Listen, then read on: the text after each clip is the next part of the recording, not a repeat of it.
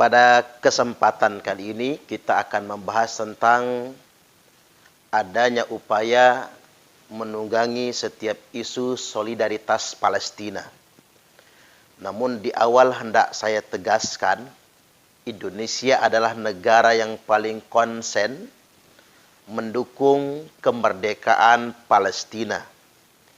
Indonesia sebagai sebuah negara melalui pemerintahnya sampai hari ini konsisten untuk mendukung kemerdekaan Palestina. Bahkan Indonesia konsisten untuk tidak membuka kedutaan besar Israel di Indonesia. Berbeda dengan Turki yang sering dielu-elukan kelompok sebelah. Penegasan yang hendak saya sampaikan pada kesempatan kali ini adalah kita juga mesti mewaspadai ada kelompok politik atau gerakan politik yang menjelma menjadi partai politik yang sengaja menunggangi isu-isu solidaritas Palestina. Mengapa perlu saya ingatkan ini semua? Dikarenakan pada kenyataannya mereka tidak benar-benar membela Palestina. Saya ambil contoh misalnya penggalangan dana solidaritas Palestina. Apakah ada garansi benar-benar sampai ke sana? Yang benar-benar tergaransi adalah ketika kita mengirimkannya melalui pemerintah Republik Indonesia atau kita kirimkan ke kedutaan besar Palestina yang ada di Indonesia. Sudah terbukti akan kasus ACT yang sempat booming beberapa waktu yang lalu. Nah, kembali lagi saya ingin menegaskan bahwasanya ada kelompok politik yang sengaja memanage isu-isu Palestina, mengglorifikasi solidaritas kepada Palestina, tapi tujuannya hanya untuk kepentingan politik, rekrutmen massa. Jadi saya ingin sederhanakan begini. Ternyata kampanye kepedulian terhadap Palestina tidak benar-benar berwujud pada kepedulian itu sendiri, tapi lebih kepada dua kepentingan. Pertama, diambil sumbangannya. Yang kedua, dicari simpatik dan dukungan politiknya. Dan ini sudah terbukti. Saya berharap kelompok politik yang bersangkutan bisa tersungging dengan apa yang saya sampaikan ini. Jadi jangan sampai memanfaatkan jiwa-jiwa solidaritas masyarakat Indonesia ini hanya berhenti kepada kepentingan politik. Saya juga perlu mengingatkan di Indonesia ini mengapa sih selalu terjadi sakralisasi partai politik. Padahal partai politik itu wilayah profan, wilayah keduniaan. Tidak perlu disakralisasi sebetulnya. Pada kenyataannya kita tidak bisa memungkiri partai politik adalah alat untuk merebut kekuasaan secara konstitusional.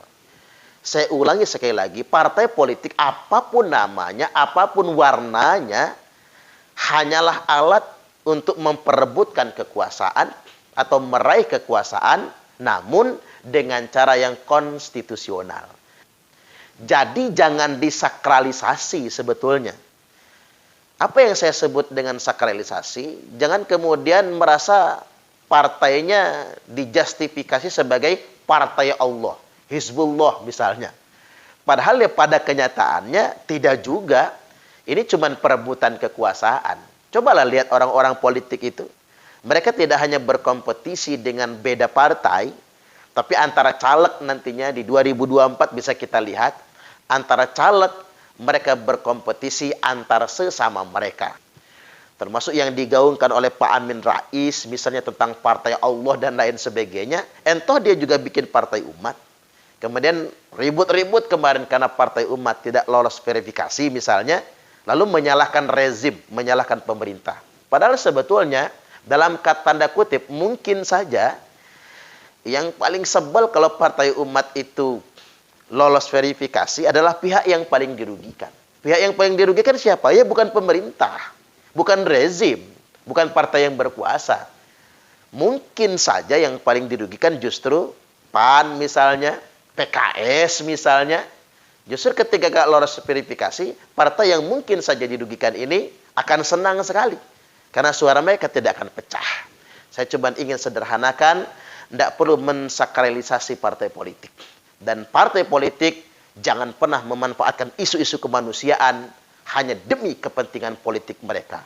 Ada satu contoh yang paling konkret, salah satu bekas narapidana terorisme terjebak ke kelompok teroris mula-mulanya gara-gara sering dipertontonkan video tentang Palestina.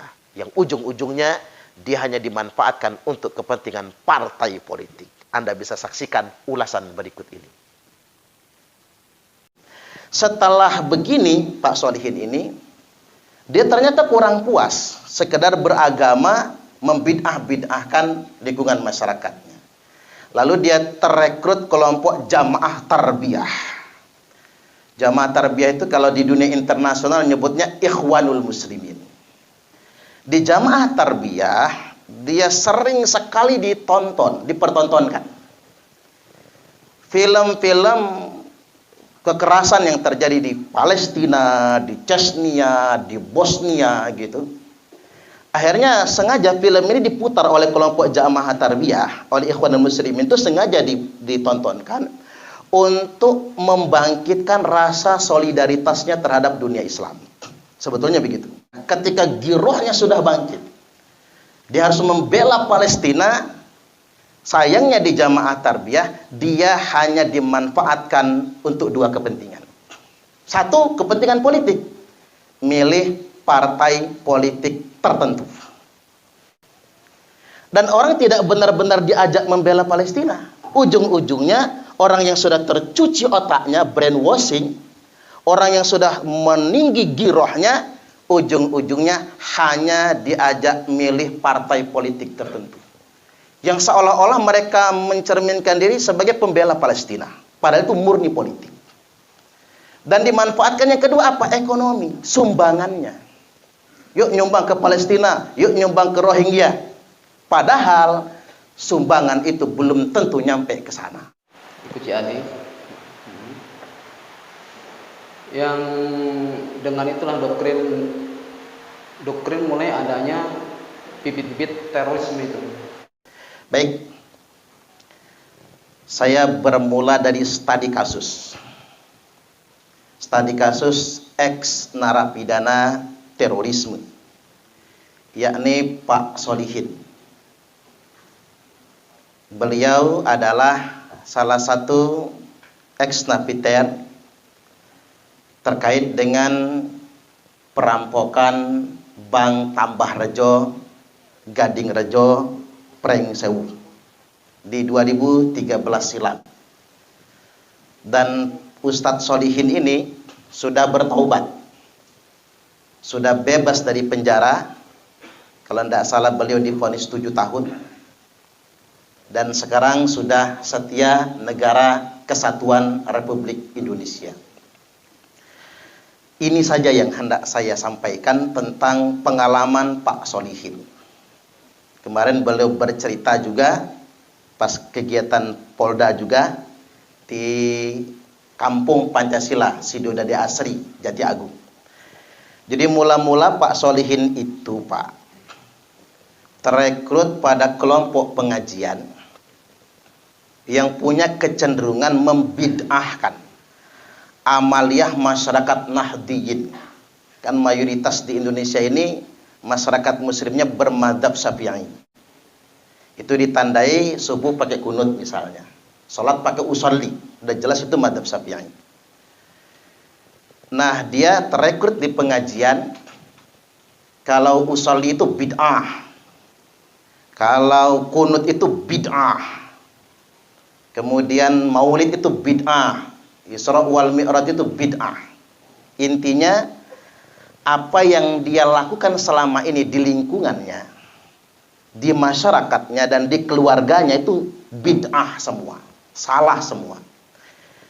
Makanya menurut saya paham Wahabi dan paham semisal Wahabi yang gampang sekali mentabdi' atau tabdi'i, gampang betul membid'ah-bid'ahkan, itu pintu masuk radikalisme, ekstremisme, radikalisme, bahkan terorisme. Itu pintu masuknya. Padahal sebetulnya itu kan perbedaan pendapat. Betul nggak kira-kira? Antara kunut nggak kunut itu benar semua. Yang subuhnya pakai kunut, bagus. Yang subuhnya nggak pakai kunut, bagus. Yang nggak bagus, ya nggak sholat. Mestinya kan begitu tuh. Makanya kalau terhadap khilafiyah sebetulnya kuncinya sederhana. Khilafiyah perbedaan pendapat itu pasti keniscayaan. Kalaupun harus berbeda, ya kita boleh membela pendapat kita sendiri tanpa harus menyalahkan pendapat orang lain. Cocok nggak kira-kira? Makanya openi rumah tangga kita sendiri, jangan ngopeni rumah tangga orang. Makanya ada pepatah orang di pasar, laki-laki yang rajin mencium istrinya relatif lebih panjang umur kalau dibandingkan dengan laki-laki yang mencium istri tetangganya. Setuju nggak kira-kira? Bacok orang kita jangan macam-macam. Ini selingan aja Pak. Udah siang soalnya ya. Udah lapar. Satu ya. Jadi eksklusivisme merasa paling benar sendiri. Dan rata-rata ini orang yang memang mudah direkrut oleh kelompok-kelompok seperti ini, orang yang nggak ngaji, nggak mondok, nggak bisa ngaji kitab kuning. Maka dia gampang dimanipulasi. Dikit-dikit didoktrin bid'ah, dikit-dikit didoktrin haram. Dan akhirnya dia kemudian menjadi percaya. Setelah begini, Pak Solihin ini, dia ternyata kurang puas sekedar beragama, membid'ah-bid'ahkan lingkungan masyarakatnya. Lalu dia terekrut kelompok jamaah tarbiyah. Jamaah tarbiyah itu kalau di dunia internasional nyebutnya ikhwanul muslimin. Di jamaah tarbiyah dia sering sekali dipertontonkan film-film kekerasan yang terjadi di Palestina, di Chechnya, di Bosnia gitu. Akhirnya sengaja film ini diputar oleh kelompok jamaah tarbiyah, oleh ikhwanul muslimin itu sengaja ditontonkan untuk membangkitkan rasa solidaritasnya terhadap dunia Islam. Sebetulnya begitu. Jadi kalau ada orang-orang yang ngajak kita nonton film kekerasan Rohingya, kekerasan Palestina dan lain sebagainya, itu adalah upaya untuk membangkitkan semangat, giroh, kepedulian terhadap dunia Islam. Nah, mulailah dia merasa saya harus membela Palestina. Saya harus membela Bosnia dan Chechnya. Tapi sayangnya di kelompok jamaah tarbiyah ketika girohnya sudah bangkit, dia harus membela Palestina. Sayangnya di jamaah tarbiyah dia hanya dimanfaatkan untuk dua kepentingan. Satu, kepentingan politik, milih partai politik tertentu. Makanya kelompok partai itu setelah saya amati, bagaimana cara dia merekrut Risma, anak-anak muda, selalu dimulai dari mempertontonkan film Palestina. Dan orang tidak benar-benar diajak membela Palestina. Ujung-ujungnya, orang yang sudah tercuci otaknya, brainwashing, orang yang sudah meninggi girohnya, ujung-ujungnya hanya diajak milih partai politik tertentu. Yang seolah-olah mereka mencerminkan diri sebagai pembela Palestina. Padahal itu murni politik. Dan dimanfaatkan yang kedua apa? Ekonomi, sumbangannya. Yuk nyumbang ke Palestina, yuk nyumbang ke Rohingya. Padahal sumbangan itu belum tentu nyampe ke sana. Saya perlu ingatkan juga Pak. Hati-hati nyumbang, sudah terbukti ini. Dan ada kejadian. Pemerintah Indonesia berkunjung ke Suriah. Malu delegasi Indonesia Pak. Oleh Presiden Bashar al-Assad diajak ke sebuah gudang yang gede banget. Bantuan dari Indonesia yang berhasil diamankan oleh tentara Suriah yang tadinya dikirim untuk ISIS. Merek bantuan ACT yang geger kemarin. Banyak orang dimanfaatkan ekonominya, infaknya. Dia tahu betul orang Indonesia ini rasa solidaritasnya tinggi, rasa kasihannya tinggi. Tidak salah dengan film Bosnia itu, tidak salah dengan film fakta peristiwa Palestina itu. Yang salah adalah manipulasi untuk kepentingan itu. Atas nama Palestina, tapi tujuannya untuk kepentingan partai politik. Atas nama Palestina, tapi tujuannya buat cari duit. Makanya sampai-sampai gaji direktur ACT 500 juta. Gede gaji direktur ACT dari presiden, Pak. Luar biasa ya. Nah ini, dia kecewa dengan jamaah tarbiyah. Ya beliau ini kecewa. Kok saya selama ini cuman dimanfaatkan saja sih, cuman dimanfaatkan bayar infak, cuman dimanfaatkan untuk mendukung partai politik, dan caleg yang dia pilih dari partai tersebut begitu jadi lupa. Tadinya hidup sederhana sebagai marbot, tiba-tiba kelimis parlente, nggak mau lagi pakai motor, bawaannya Innova, habis itu Fortuner, muncul kelas. Dia tetap menjadi orang biasa, caleg yang dia idolakan menjadi kaya raya. Muncul rasa kecewa. Nah, begitu muncul rasa kecewa, dia direkrut oleh NII. Sel NII. Ingat, NII tidak pernah ngaku NII. Yang ada sekarang adalah sel NII. Kapan-kapan kita uraikan secara mendetil, karena waktu kita terbatas, tak kita uraikan ini. NII. Di NII haram berparlemen. Bagi NII, buat partai politik dan berpartai ikut pemilu itu haram. Karena ini negara-negara kafir. Maka duduk bersama dengan orang-orang kafir, kafir juga. Makanya NII itu benturan dengan partai-partai yang mengatasnamakan Islam yang dia berparlemen. Karena bagi NII itu haram. Dan perlu bapak-bapak ketahui, NII adalah embrio dari terorisme yang ada di Indonesia. Coba kita identifikasi. Misalnya, mulai dari Kartosuryo. Kartosuryo dieksekusi, Abdullah Sungkar. Itu NII, dia bikin JI. Abdullah Sungkar, Abu Bakar Ba'asyir, itu NII. Karena konflik dengan ajengan Mas Duki, mereka bikin NII, bikin JI. Kemudian yang berikutnya, Abdul Qadir Hasan Baraja, pendiri Khilafatul Muslimin. Dia 2 kali dipidana loh. Pidana pengeboman Candi Borobudur. 2 kali masuk penjara. Begitu dia keluar dari penjara, berkonflik dengan Abu Bakar Ba'asyir. Padahal mereka masih saudaraan, tapi sama-sama dari NII.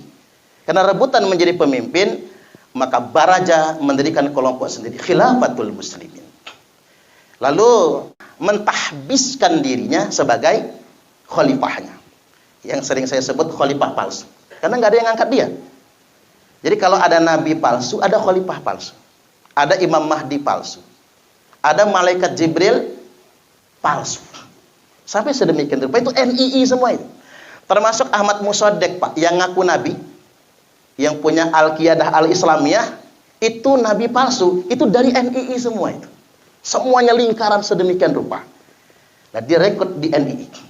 Begitu direkrut di NII, bosan juga dia. Mengapa bosan? Hanya dimanfaatkan, diambil infaknya. Infak. Makanya di NII apapun selnya ya Pak. Karena NII itu NII asli dari KW1 sampai KW7. Dan di Lampung ini salah satunya pengembangan dari KW6, KW7 itu di Lampung ini banyak sekali. Nah, ketika bosan dengan NII cuman diambil infaknya saja. Makanya kaget kan Pak. Begitu digerebek oleh Polda Metro Jaya, kantor pusat Khilafatul Muslimin, ada uang diberangkas miliaran. Itu dari mana? Infak anggota. Semua dari infak anggota. Makanya jangan kaget kalau Al Zaitun tuh sangat mewah sekali, Indramayu itu. Jadi KW1 sampai KW7 KW asli, KW palsu itu bentukan Adah Jailani. Adah Jailani juga adalah seterunya Abdullah Sungkar dan ajengan Mas Duki. Dia bikin KW8 sama KW9 dan membaiat Abu Toto AS Panji Gumilang sebagai imam NII. Maka mereka ngumpul di Indramayu di pesantren Al Zaitun itu. Baik. Kecewa dia dengan NII, maka terekrutlah dia Jamaah Islamiyah. Mengapa dia terekrut Jamaah Islamiyah? Dia bosan Pak. Masa jihad cuman bayar infak doang? Ngajak orang bayar infak, ngajak orang bayar infak. Mahal di Jakarta itu mereka berani ngerampok demi bayar infak. Maka terekrutlah dia di JI. Wajar dia masuk JI, karena pendiri JI adalah orang NII. Masuklah dia ke JI. JI itu begini, dia tidak mengkafirkan kita. Bahkan dia tidak mengkafirkan negara kesatuan Republik Indonesia. Yang dia kafirkan itu Amerika Serikat. Maka JI itu mendeklarasikan diri perang dengan Amerika. Afiliasi internasional JI apa? Al-Qaeda. Tapi dia bosan akhirnya, Pak. Perang terus lawan Amerika, tapi kapan perangnya? Karena bosan kapan perangnya, maka dia terekrutlah di JAD, Jamaah Ansarud Daulah. Yang bikin JAD siapa? Abu Bakar Ba'asyir.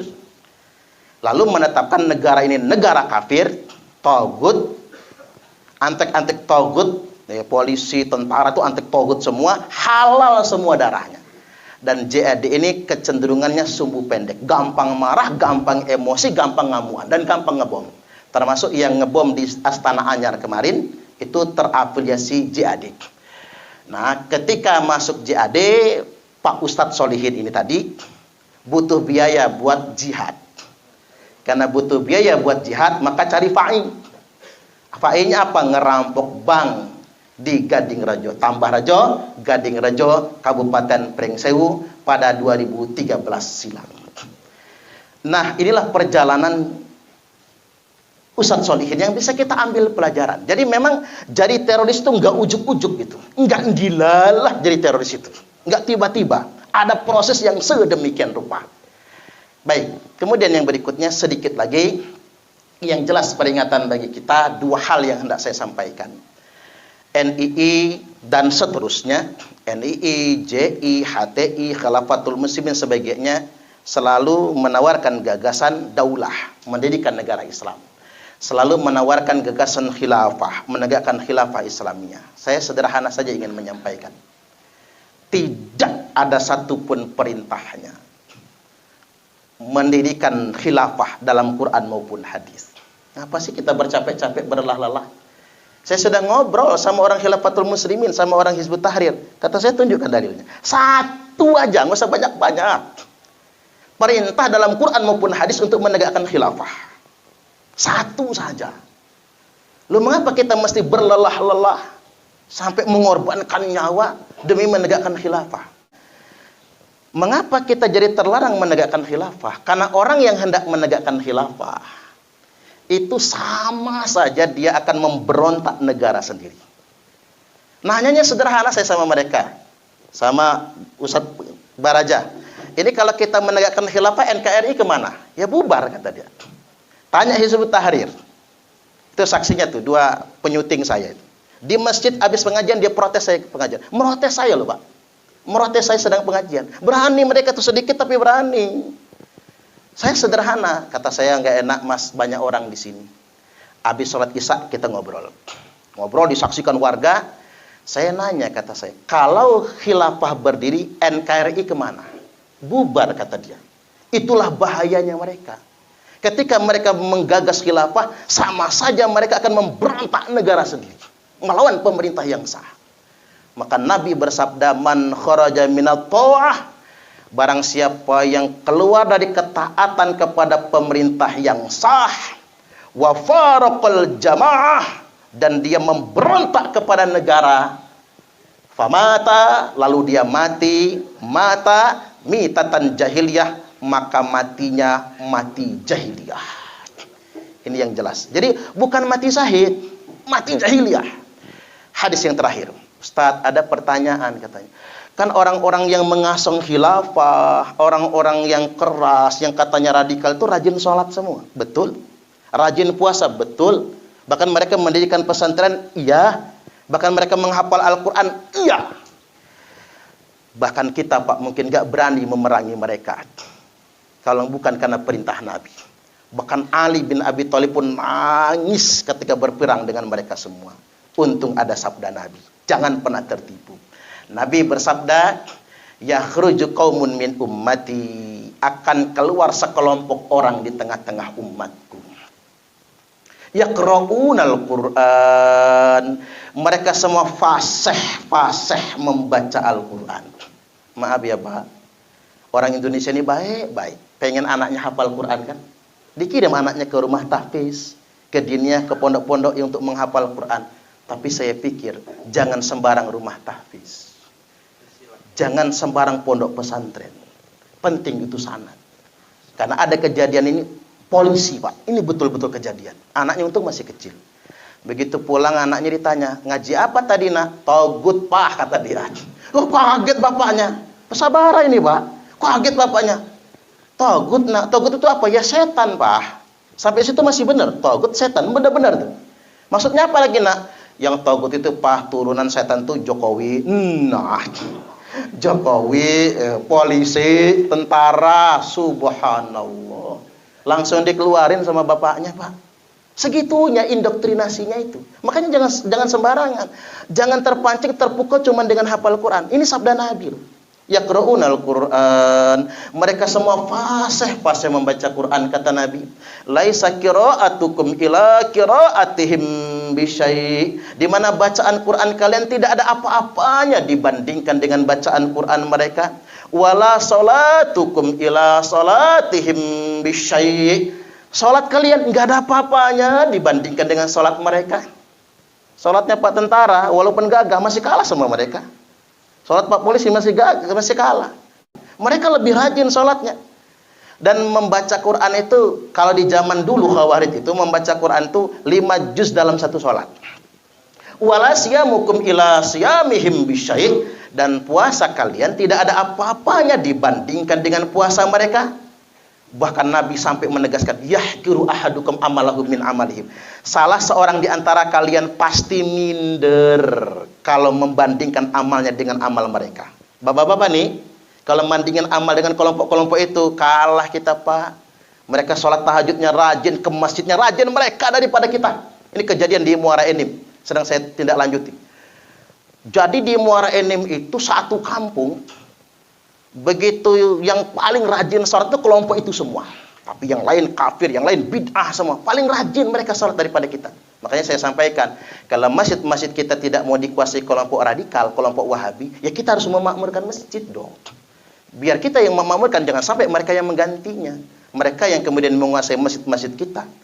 Jadi rajin mereka sampai minder kalau kita membandingkan amal dengan amal mereka semua. Tapi kata Nabi, jangan pernah tertipu. Fa idza kharaju faqtuluhum. Kalau kelompok itu sudah keluar, wajib kalian menanggulangi mereka semua. Wajib memerangi mereka semua. Fa inna fi qatlihim ajron liman qatalahu yaumal qiyamah. Karena sesungguhnya memerangi mereka itu pahalanya sangat besar bagi yang memeranginya pada hari kiamat nanti. Terakhir, tak ada negara sebaik Indonesia dalam menanggulangi terorisme. Percayalah, Bang. Enggak ada negara yang sebaik Indonesia. Arab Saudi langsung hukum pancung. Amerika kirim ke Guantanamo. Malaysia tangkap, penjara 25 tahun baru disidang. Malaysia. Hanya Indonesia negara terbaik dalam menanggulangi terorisme. Salah satu bukti nyatanya Nasir Abbas yang sampai terharu tadi, Pak. Nasir Abbas itu tembak saya, kata Nasir Abbas. Enggak mau nembak Densus. Kata Nasir Abbas, yuk berantem kalau berani. Berantem, Pak. Itu yang lawannya berantem dari Densus itu patah kakinya, Pak. Itulah terjadi kejadian luar biasa. Lawan Nasir Abbas ketika berkelahi yang sekarang menjadi Kadensus 88, Irjen Pol Martinus Hukum. Berantem, Pak. Begitu dalam penjara, borgol double, kaki diborgol, dibuat pengakuan nggak mau. Nama kamu siapa? Astagfirullahaladzim. Istighfar saja, Pak Nasir Abbas. Kamu dari mana? Astagfirullahaladzim. Karena dia mau ditembak, saya hanya pengen ditembak mati, kata Nasir Abbas. Seminggu, 2 minggu, lama-kelamaan Pak dilihatnya orang Densus sholat semua. Bapak-bapak lihat tadi yang di tengah. Ini Kasat Gaswil Densus 88 Lampung. Pak Romi, Kombes Pol Romi Zakaria. Bentar lagi jadi jenderal beliau, Pak. Karena sudah selesai sekolah. Tinggal nunggu jobnya saja. Pak Romi Zakaria itu malu saya, Pak. Kenapa malu? Kalau sudah azan, saya masih minum kopi, dia sudah meninggalkan kita. Sholatnya sangat di awal waktu. Tahajudnya tiap malam. Ini bukan hanya kata saya, semua orang. Dan beliau nggak pernah pamer, tidak pernah pamer. Tekun ibadah sedemikian rupa. Nah, ngeliat orang Densus ini rajin-rajin sholat. Mulai Pak Nasir Abbas ini tadi, kok saya mengkafirkan orang-orang ini ya. Mulai. Lalu Nasir Abbas ngomong, mana komandan kamu? Wah, langsung, tapi ada syarat, saya hanya mau ngomong sama komandan kamu tanpa pengawalan. Lepas borgol. Komandan datang, lepas pengawalan, Pak, lepas borgol sebagainya. Dalam hati kata Pak Nasir Abbas, gua cekek lo ya, gua cekek lo ya. Itu bisikan setan. Tapi bisikan malaikat mengatakan, jangan, jangan, itu saudaramu. Itulah titik balik. Karena kebaikan Densus 88. Karena luar biasanya Indonesia memanusiakan para teroris. Maka dia menjadi sadar. Dan nggak ada di negara lain, Pak. Ex-napiter dimodali. Hanya di Indonesia loh. Keluarganya dimodalin, dikasih nafkah, anaknya disekolahkan dan lain sebagainya. Indonesia. Artinya memang Indonesia menurut saya negara terbaik dalam memperlakukan terorisme. Betul-betul dimanusiakan. Indonesia menyimpulkan terorisme itu korban. Orang yang terlibat teror itu adalah korban. Korban ideologisasi yang menyimpang. Baik, demikian. Mudah-mudahan ini semua bermanfaat. Ambil hikmahnya saja. Kalau ada yang tidak berkenan, saya mohon dimaafkan. Kalau ingin tausiah kita saya lebih panjang lebar, bisa nonton di channel YouTube.